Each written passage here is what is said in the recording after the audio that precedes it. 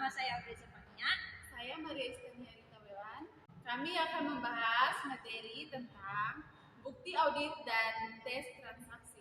Pokok pembahasan yang pertama, pengertian bukti transaksi dan tes transaksi. Yang kedua, prosedur perolehan bukti audit. Yang ketiga, sifat bukti audit dan tipe bukti audit. Kemudian pengertian mengenai substantif tes, metode pemilihan sampling, dan contoh transaksi. Bukti audit. Bukti audit adalah bukti yang dikumpulkan dan diuji oleh auditor untuk menentukan apakah laporan keuangan disajikan sesuai dengan standar pelaporan keuangan yang berlaku. Bukti audit laporan keuangan terdiri dari yang pertama, bukti pembukuan accounting records seperti jurnal, buku pembantu, dan buku besar atau file transaksi dan file induk atau master file. Yang kedua, bukti pendukung atau corroborating information seperti bukti transaksi dan bukti-bukti pendukung pembukuan lain. Menurut SA 500 IAPI 500.2, 500.4, 500.5, dan 500.6, bukti audit diperlukan untuk mendukung opini dari laporan audit. Bukti audit ini memiliki sifat kumulatif dan terutama diperoleh dari prosedur audit yang dilaksanakan selama proses audit. Bukti audit mengandung baik informasi yang mendukung dan menguatkan asersi manajemen maupun informasi yang bertentangan dengan asersi tersebut.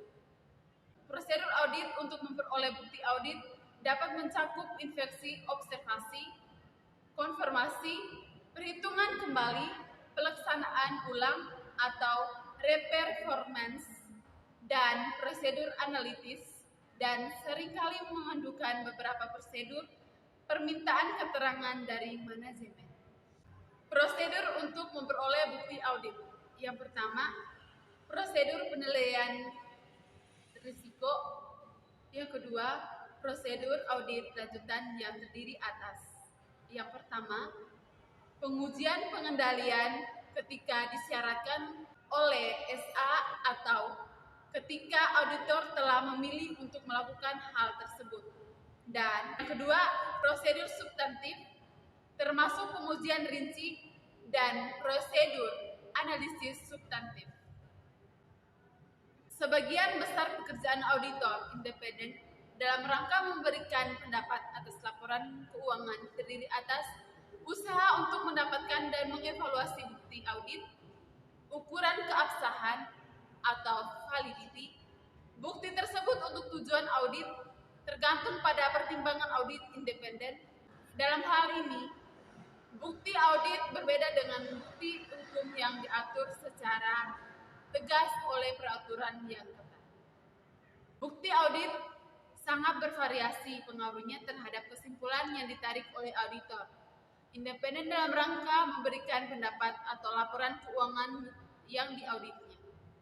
Relevansi objektivitas, ketepatan waktu, dan keberadaan bukti audit lain yang menguatkan kesimpulan seluruhnya pengaruh terhadap kompetensi bukti untuk membuktikan efektif tidaknya pengendalian internal di suatu perusahaan. Akuntan publik melakukan compliance stance atau tes ketaatan untuk membuktikan kewajaran saldo-saldo perkiraan laporan posisi keuangan neraca dan laba rugi. Akuntan publik harus melakukan substantif tes dan analisis review. Sifat bukti audit. Yang pertama, bukti audit yang mendukung laporan keuangan, data akuntansi, dan semua informasi penguat yang tersedia bagi auditor. Yang kedua, jurnal, buku besar, dan buku pembantu, dan buku pedoman akuntansi yang berkaitan, serta catatan seperti lembar kerja atau spreadsheet. Yang ketiga, cek, catatan elektronik, faktur, surat kontrak, notulen, rapat konfirmasi, dan representasi tertulis dari pihak yang mengetahui. Yang keempat, Informasi yang diperoleh melalui auditor, melalui pemerintah keuangan, pengamatan inspeksi, dan pemeriksaan fisik serta informasi lain yang dikembangkan oleh atau tersedia bagi auditor yang memungkinkan menarik kesimpulan berdasarkan alasan yang kuat. Untuk dapat dikatakan kompeten, bukti audit harus sah dan relevan. Keabsahan sangat tergantung atas keadaan yang berkaitan dengan pemerolehan bukti tersebut. Bukti eksternal yang diperoleh dari pihak independen di luar perusahaan dianggap lebih kuat dalam arti dapat diandalkan, dipercaya keabsahannya daripada bukti yang diperoleh dari dalam perusahaan itu sendiri. Yang berikut tipe bukti audit menurut kontrak 2002 halaman 111 sampai 115. 1. Physical evidence. Yang kedua, evidence option crowd information. Yang ketiga, documentary evidence. Yang keempat, mathematical evidence. Yang kelima, analytical evidence. Yang keenam, health evidence. Berikutnya saya akan menjelaskan mengenai competence dan substantiveness. Tes ketaatan adalah tes terhadap bukti-bukti pembukuan yang mendukung transaksi yang dicatat perusahaan untuk mengetahui apakah setiap transaksi yang terjadi sudah diproses dan dicatat sesuai dengan sistem dan prosedur yang diterapkan manajemen. Juga harus dipertimbangkan apakah kelemahan dalam salah satu aspek pengendalian intern bisa diatasi dengan suatu compensating control. Contohnya yang pertama, bukti pengeluaran kas dan bukti-bukti pendukung tidak dicap lunas. Itu akan timbul kemungkinan bukti pendukung digunakan untuk pembayaran yang kedua kalinya. Cara untuk mengatasinya yang pertama itu subjek terutang selalu diupdate dan setiap akhir bulan direkonsil dengan saldo utang di buku besar. Dan yang kedua, perusahaan memiliki bagian internal audit yang cukup kuat dan setiap bulan memeriksa kelengkapan bukti-bukti pengeluaran kasnya. Yang kedua, bukti pengeluaran kas tidak bernomor urut tercetak. Ini timbul kemungkinan penyalahgunaan bukti tersebut untuk keuntungan pribadi.